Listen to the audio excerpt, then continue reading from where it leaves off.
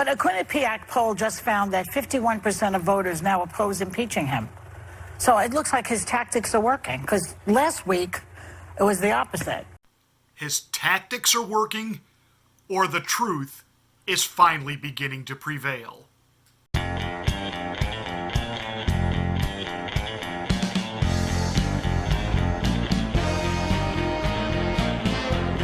Joy, not a babe heart over at The View, along with the rest of the hags over there, are just beside themselves. How is this possible? How is America not getting it regarding Donald Trump? Why are his tactics winning? It's not tactics. And it took Governor Chris Christie to explain that to you. But a Quinnipiac poll just found that 51% of voters now oppose impeaching him. So it looks like his tactics are working, because last week it was the opposite. Well, I would say the other side. I think that the Democrats' tactics are failing. And that's really the problem. He hasn't changed. You hear that. It's the same he's always been. Why do you call them tactics? They're just defending the Constitution. No, listen, but it's a political process, Joy. It is. It's not a legal process. It's a political process. And I think Nancy Pelosi was right in the beginning. She said, if it's not bipartisan, we shouldn't do it.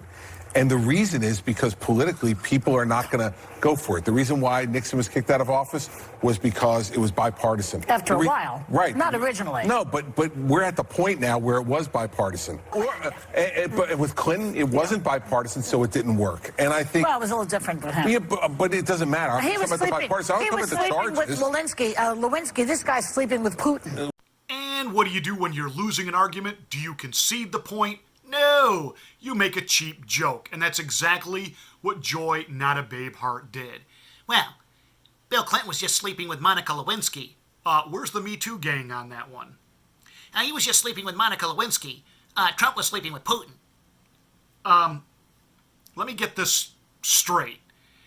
This is your whole illogical, asinine assertion that President Trump has tactics. And then you turn around and you said to Chris Christie, why are we calling these tactics? They're just defending the Constitution. No, they're shredding the Constitution. They're wiping their backsides with the Constitution because liberal Democrats care nothing about the Constitution unless they can use it as a weapon against people they don't like. That said, I have to say, though, that Chris Christie's defense line here is flawed. To argue this with these people over the legality, non-legality, the politicalness of it, here's the bottom line. Here's why President Trump's poll numbers are improving. And he started the right way with it, and then he took it in the wrong direction when he said, no, it's not that the president's tactics are winning, it's that the Democrats are failing. And why are they failing? Because now that these hearings went public, now that the American people got to actually see and hear for themselves these so-called witnesses, to watch Adam Schiff and Jerry the Nads Nadler constantly handcuff Republicans, not allow them to call witnesses, not allow them to cross-examine, not allow them to mention the whistleblower's name, not bring the whistleblower forward to be able to cross-examine, grill them, find out what they really knew, when they knew it. Now that the American people got to see what an absolute hit job this was on the president, that's why the poll numbers are shifting. They're shifting because the truth shall set you free. I do understand that it's a political process, but isn't it also that drilling is so loud? I'm so sorry. Sure. It's just ignore it. They can't. Isn't it also a constitutional process, though? In my thought, it's, Congress is supposed to provide oversight. That's the oversight function, right. And that's why I don't understand why folks are saying it should be, bipartisan, and that this has become partisan. I don't understand why the facts of this are partisan. I mean, who can't see that the President of the United States pressured a foreign government to dig up dirt on his political opponent to inure to his benefit to affect our very democracy? In the next election. Anyone that calls that... Unbelievable. Sunny day. Just kind of, I don't understand this. How can the American people see this and not see what the president did to Ukraine? Because he didn't. That's the whole point. None of the so-called witnesses were actually witnesses to anything. They were simply there to report on second, third, fourth-hand information. Well, we think it's reasonable to assume that there was an implication of a quid quo pro. No, there's not. In fact, under direct cross-examination, when the Republicans were allowed to ask a few questions, they asked each witness point blank, what did the president actually say? Well, he wanted nothing in return for the military aid. He wanted nothing in return. Can any of you point to a crime that he actually committed? And nobody could. Nobody could. The American people see this for what it is. The fact that you hags over at The View are this academically stupid, this moronic, that you believe everything that you are spoon-fed by the lying legacy corporate corrupt mainstream media, because that's where you get your paychecks from. The fact that you're gullible and believe the narrative, believe the spin over at Airport Terminal TV, formerly known as CNN, doesn't mean the rest of us are this collectively stupid. I'm sorry that you don't get it. Now, Adam Schiff not calling the whistleblower, actually broadcasting the phone logs of Devin Nunes, Rudy Giuliani, proudly defending that when being asked by CNN. I want to float a little theory by you. Could wiretapping be the whistleblower? Let me ask that question again. Could wiretapping be the whistleblower? In other words, how did Adam Schiff, I know it was the so-called whistleblower that we're not allowed to meet, see, interview, nothing. The so-called whistleblower came to Adam Schiff with this, the president put undue pressure on Ukraine. Or was it the fact that Schiff has wired the president's office? And he knew that the president had made phone calls to Ukraine. He knew that the president wanted Ukraine to investigate the Biden connection. Now let's put a few pieces of information together here, because we're finding out that there were staff members of Adam Schiff that also received and derived income from Burisma. Yeah, that same energy company that hired Hunter Biden. One would now wonder how many Pelosi connections there are to Burisma and money and Ukraine. So he finds out that President Trump wants to reopen because he knows full well that Ukraine did involve themselves in disseminating disinformation to the Hillary campaign to prevent Donald Trump from being elected. In fact, Rudy Giuliani was given stacks of court documents proving this fact. So what do?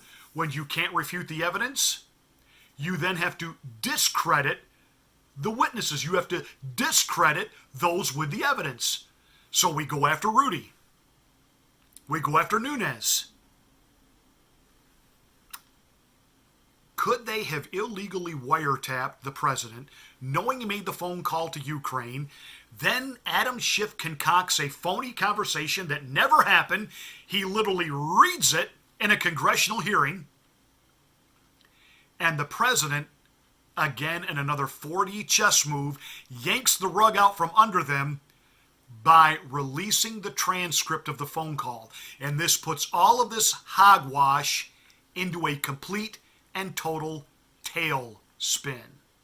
Boom.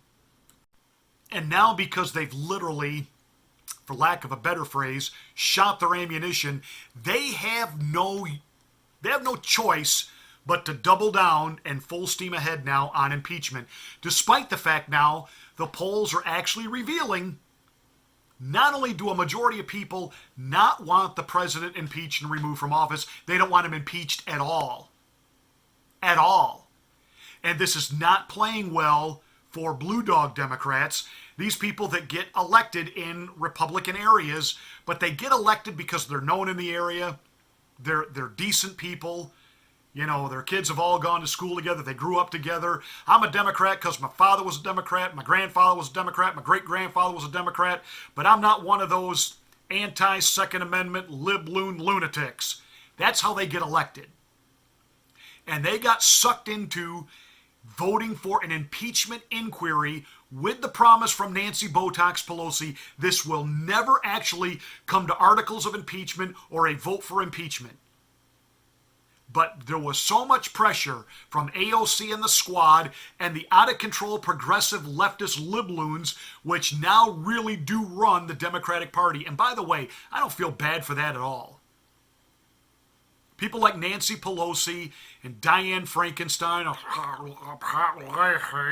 and Chuck E. Cheese Schumer, they have played footsie with radicals for decades.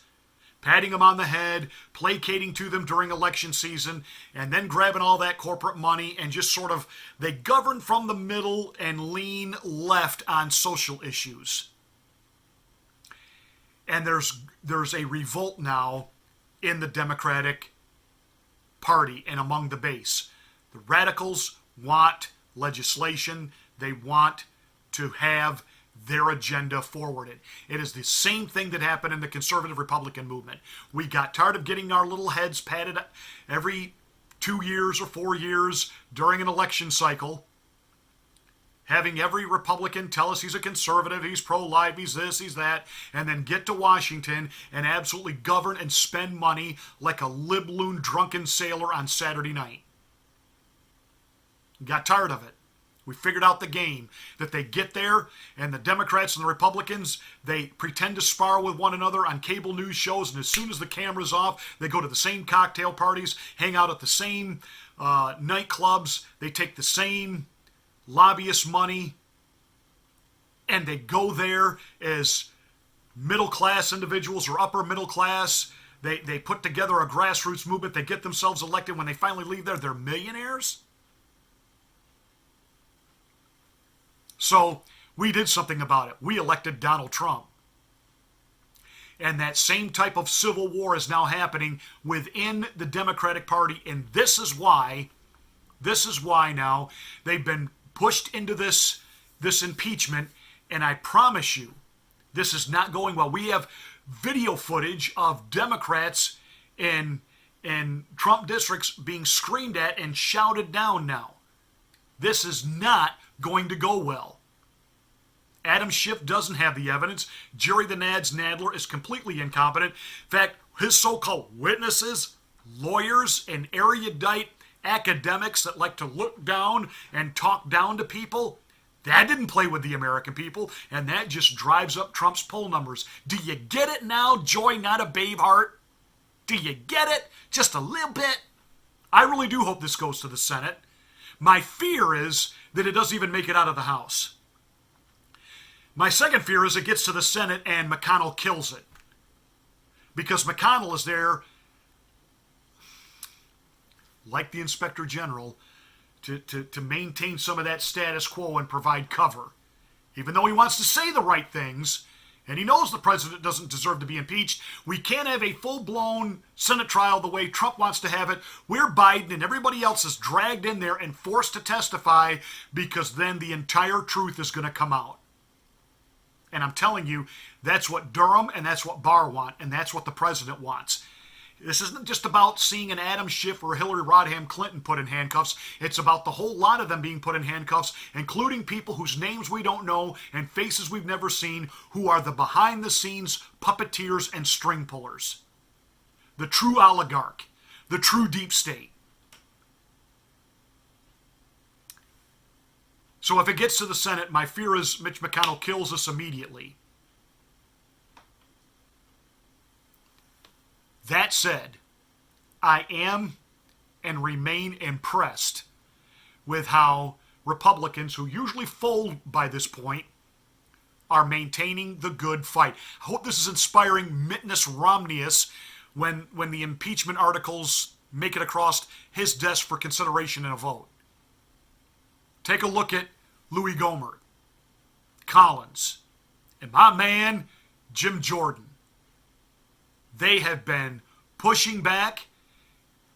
I realize it is a fight in vain because the Democrats now are, they're at that point where foreplay is over, and we're not just engaged in the activity that produces the climax. We're right there, and even if you stop now, it's going to happen.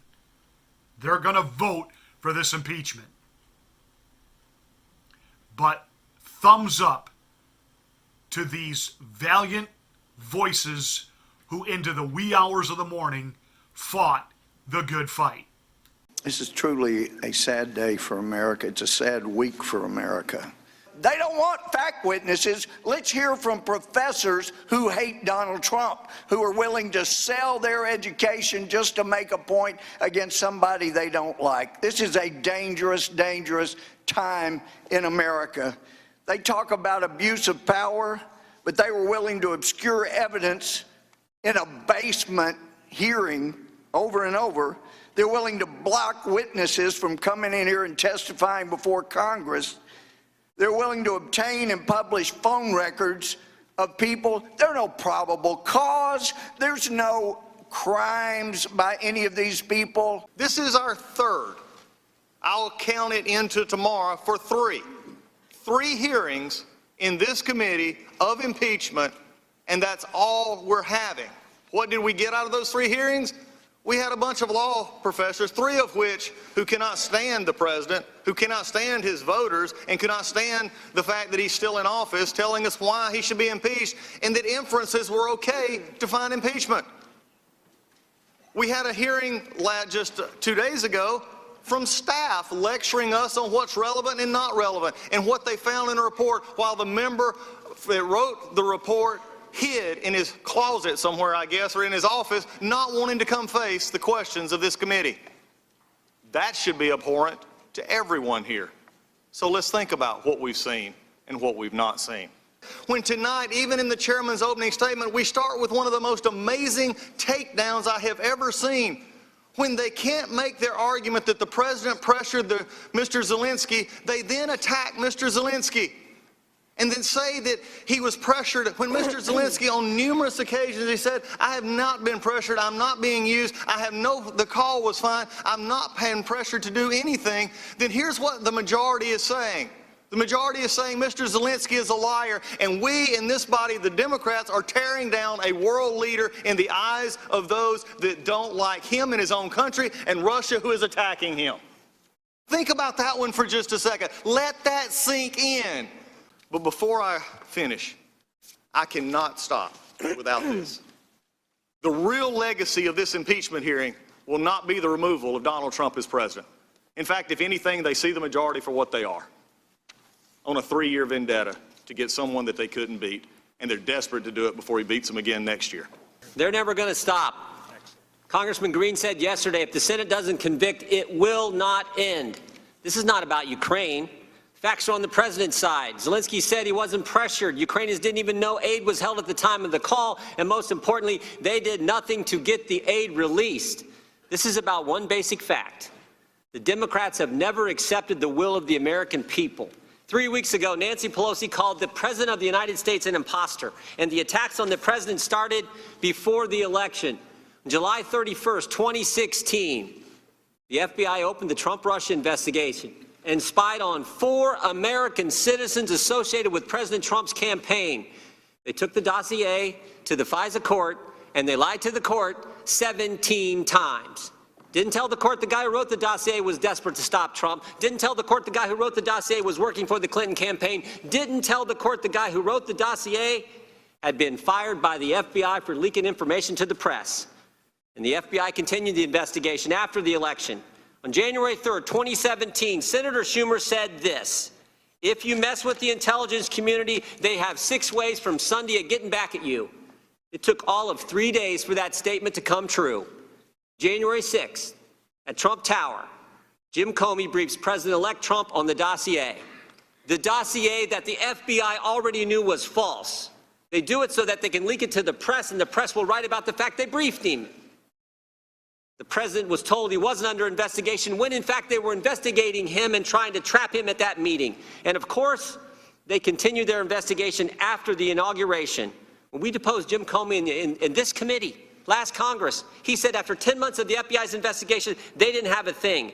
Comey gets fired on May 9, 2017. 8 days later, Bob Mueller gets hired, and we get 2 years of the Mueller investigation. 19 lawyers, 40 agents, 500 warrants, 2,800 subpoenas, but zero collusion. But Democrats don't care about the facts, and they're never going to stop. The whistleblower's lawyer said 10 days after the president was sworn in, coup has started, impeachment to follow. 16 Democrats on this committee voted to move forward with impeachment before Bob Mueller ever sat in front of this committee and testified, before President Trump and President Zelensky ever had their call.